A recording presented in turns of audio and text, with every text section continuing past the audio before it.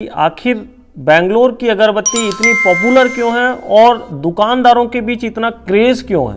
Second चीज, इसमें problems क्या है कि हमारे जो लोकल प्लेयर हैं वो अपना मार्केट्स में जगह नहीं बना पाए। बात है जब स्टार्टिंग फेज में हमने काम चालू किया था तो हमने झोले में भर के अगरबत्ती बेचे हैं। तो दुकानदार की जो मेंटेलिटी है, दुकानदार क्या चाहता है, और यहाँ पे आपको जरूरत पड़ेगी पैसेंस की। अगर आप पैसेंस नहीं रखेंगे, पैशनेट नहीं है इस काम को लेकर, तो संभवतः आपके लिए मार्केटिंग एक अच्छा प्रोसेस नहीं होगा। How to make Bangalore quality agarbatti. जब भी एक ऐसा सवाल जब दिमाग में आता है कि आखिर बेंगलोर की अगरबत्ती इतनी पॉपुलर क्यों है और दुकानदारों के बीच इतना क्रेज क्यों है, होता है उनको चाहिए तो सिर्फ और सिर्फ बेंगलोर का ब्रांड। सेकंड चीज, इसमें प्रॉब्लम्स क्या है कि हमारे जो लोकल प्लेयर हैं वो अपना मार्केट्स में जगह नहीं बना पा रहे हैं। या फिर आपने ये चीज़ें जज की होंगी या आपने देखी होंगी, जब भी आप मार्केटिंग फील्ड में उतरे होंगे तो वो उनका कहना सिर्फ ये होता है, जब आप अपने प्रोडक्ट को शोकेस करते हो या फिर उनको दिखाते हो तो वो बोलते हैं कि भाई बेंगलोर जैसा क्वालिटी आपकी अगरबत्ती में है या फिर नहीं। या फिर दूसरा कई दुकानदार ये तरीका अपनाते हैं, भाई हमारे पास स्टॉकिस्ट ने अभी भी माल हमें भेजा हुआ है, माल पिछले गोडाउन में काफ़ी सारा हमारे पास पड़ा हुआ है, अभी हमें आपकी अगरबत्ती की किसी भी तरीके से कोई भी ज़रूरत नहीं है, जब भी होगी हम आपको बता देंगे।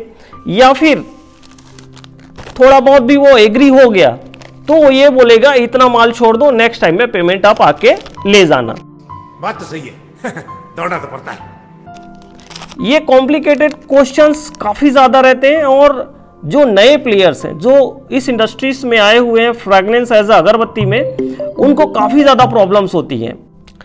सो फिर यहाँ पे प्रॉब्लम्स क्या हो जा रही है, जो हम रॉ अगरबत्तीज बना रहे हैं या क्वालिटीज में बना रहे हैं, क्या उसमें कमी हो सकती है। या फिर मैं ये कहूँ कि भाई आपने परफ्यूम्स जो है गलत चूज किया है तो आप अपना परफ्यूम चेंज करके देखें या फिर हमसे परफ्यूम खरीदें, वो भी नहीं।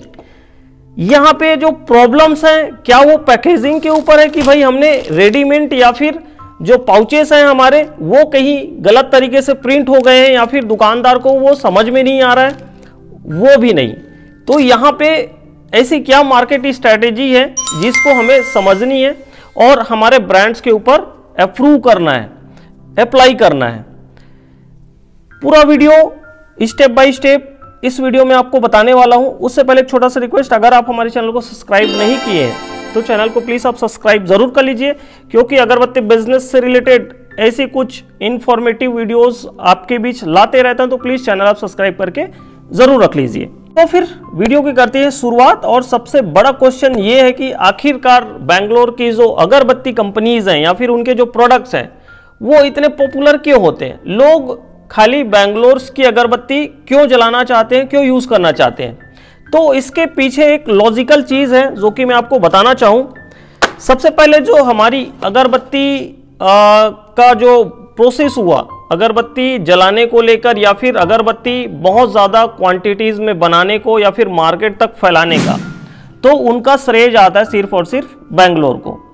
बेंगलोर, मैसूर, ये ऐसी जगह है जो कि ट्रेडिशनल टाइम से भी बहुत पुराने समय से अगरबत्ती बनाते आ रहे हैं और कल्चरल बिजनेस है, पीढ़ी दर पीढ़ी वो चीज़ें होते आ रही हैं, मार्केट बिल्ड किया हुआ है, स्ट्रैटेजीज काम कर रही हैं, नए नए प्रोडक्ट वो लॉन्च कर रहे हैं और दूसरी चीज़ उनके पास एक अच्छा खासा इन्वेस्टमेंट है और कंपनी भी, जिसके वजह से बेंगलोर की जो अगरबत्ती हैं वो काफ़ी ज़्यादा पॉपुलर हैं और लोग जो है डिमांड करते हैं और लोग ट्रस्ट भी करते हैं। हमारे प्रोडक्ट में ऐसी क्या कमी है या फिर हमें क्या ऐसी नई चीज़ें करनी पड़ेंगी जिसके वजह से हम भी मार्केट्स में अपनी जगह बना पाएँ, एक ब्रांड और एक वैल्यू क्रिएट कर पाएँ। तो इसके लिए कुछ बेसिक चीज़ जो कि मैंने ऑलरेडी रिसर्च की हुई है, और ऐसा नहीं कि बिना जाने बिना कुछ चीज़ों को समझे मैं अभी इस वीडियो में आपको समझाने के लिए बैठा हूँ, ऐसा बिल्कुल भी नहीं। पिछले 3 साल पहले की बात है, जब स्टार्टिंग फेज में हमने काम चालू किया था तो हमने झोले में भर के अगरबत्ती बेचे हैं। तो दुकानदार की जो मेंटेलिटी है, दुकानदार क्या चाहता है और उनको प्रोडक्ट्स में क्या वैल्यू चाहिए उसके बारे में थोड़ा तो मुझे नॉलेज है, जो कि आपके बीच में शेयर कर रहा हूं। एग्जाम्पल लेता हूं कि सपोज हम किसी दुकानदार के पास अगरबत्ती लेके जाते थे, पुरानी समय की बात है, जबकि वो उस टाइम हमारे पास ना तो कोई ब्रांड था, ना कोई ब्रांड वैल्यू थी, और ना ही प्रोडक्ट के बारे में उतना अच्छा नॉलेज था। तो सपोज हमने ये जैसे रेडीमेड्स पैकेट्स जो आते हैं उस सारे पैकेट्स में कुछ इस तरीके से पैकिंग कर दिया, कुछ छोटी पाउच बड़ी पाउच 5-10 ऐसा बना के लेके चले गए कि भाई ये हमारा एक नया काम है, अगरबत्ती का काम हमने शुरू किया है और ये हमारे पैकेट्स हैं, ये ऐसी क्वालिटी है, आप चेकआउट करो और देखो और बताओ कुछ ऑर्डर है तो वो भी बताओ। दुकानदार पहले जज करता था कि आखिर जो प्रोडक्ट है आपका वो क्या है, कैसे है, स्मेल देखता था, चेक करता था, क्वालिटी कहीं ना कहीं उनको लगती थी क्वालिटी अच्छी नहीं है। जब हम नए प्रोडक्ट को पुश करने की कोशिश करते हैं, बेचने की कोशिश करते हैं एक नए दुकानदार के पास, जिनका आपका चेहरा उनके पास नया है, उनका चेहरा आपके पास नया है, तो कहीं ना कहीं उनको क्या है, जो प्रोसेस मैं कहना चाहूँ कि श्योरिटी बोलते हैं ना जिसको, कि भाई ये क्या अच्छा देगा नहीं देगा, अगरबत्ती जलते जलते बुझ तो नहीं जाएगी, सुगंध है कि नहीं है, तो ये सबके क्वेश्चंस होते हैं। सपोर्ट वो जो दुकानदार है उनके भी ये क्वेश्चंस थे। फर्स्ट टाइम तो मेरा जो प्रोडक्ट था वो रिटर्न ही हो गया, मतलब उन्होंने खरीदी नहीं की। सेकंड टाइम गया तो मैंने एक दिमाग लगाया कि भाई खरीदेगा तो नहीं, वो मैं भी जानता हूँ क्योंकि नया प्रोडक्ट है, नया चेहरा है। तो सेकंड टाइम हमने प्रोडक्ट बेचने की कोशिश नहीं की, हमने सैंपल्स दिए कि आप ये सैंपल जला के देखो, इसका कोई खर्चा नहीं है, कोई चार्ज नहीं है। सेकंड टाइम ये प्रोसेस हो जाने के बाद थर्ड टाइम जब विजिट में गए तो फिर से क्वेश्चंस किया कि क्या आपको जो सैंपल्स दिए गए थे कुछ समझ में आया आपको? तो बोला नहीं, हाँ ये 4-5 चीज़ें थी जिसमें से 1-2 उन्होंने पसंद की कि हाँ ये दे दो, जीपर पैकिंग है ये दे दो, छोटे लरी पाउचेस पैकिंग है ये दे दो। तो होता क्या है ना, हमारा जो मेंटेलिटी है, हम क्या सोचते हैं कि हम अपना झोला लेके जाएं और दुकानदार एक बार में ही हमारी सारी अगरबत्ती खरीद ले, जबकि ऐसा कुछ भी पॉसिबल नहीं है। फर्स्ट टाइम में फर्स्ट प्रोडक्ट है आपका, नया चेहरा है, तो कोई भी एकदम से आपके प्रोडक्ट को वैल्यू नहीं देगा, खरीदेगा नहीं, आपको पुश करना है। यहाँ पे आपको ज़रूरत पड़ेगी पैसेंस की। अगर आप पैसेंस नहीं रखेंगे, पैशनेट नहीं है इस काम को लेकर, तो संभवतः आपके लिए मार्केटिंग एक अच्छा प्रोसेस नहीं होगा। तो ये चीज़ें बहुत ज़्यादा ज़रूरी हैं। फर्स्ट टाइम आप कोशिश करो, दिखाओ प्रोडक्ट, कोई प्रॉब्लम नहीं, नहीं लेता है रिटर्न हो जाओ। सेकंड टाइम कुछ सैंपल्स तैयार करो, सैंपल्स आप उनको प्रोवाइड करो। थर्ड टाइम आप फिर से उनके पास जाओ और कहीं ना कहीं प्रोडक्ट के बारे में पूछो, कहीं ना कहीं वो आपके जो प्रोडक्ट्स हैं उसमें कहीं ना कहीं थोड़ा वैल्यू दिखाएगा ही, और थोड़ा इंटरेस्टेड तो वो हो ही जाएगा। फिर इसी तरीके से जो मार्केट का प्रोसेस है वो बढ़ते जाता है।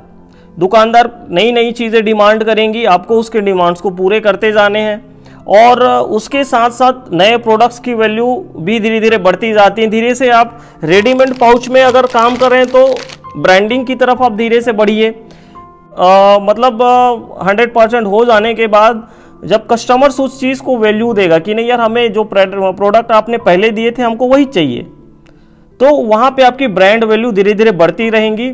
फिर क्या होगा, आपके जो प्रोडक्ट्स हैं अगर वो कंज्यूमर की डिमांड पर आ रही हैं तो दुकानदार को आपको ऑर्डर देना ही पड़ेगा, दुकानदार आपको ऑर्डर देगा ही देगा।